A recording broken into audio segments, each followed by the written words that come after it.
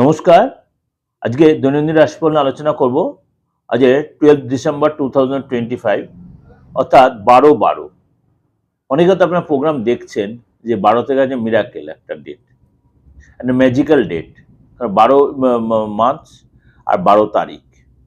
সুতরাং তার মধ্যে 12 তারিখটা হচ্ছে বৃহস্পতির ডেট, আর মানে শুক্র হচ্ছে কিছুটা মানে লক্ষ্মীবারের মতোই।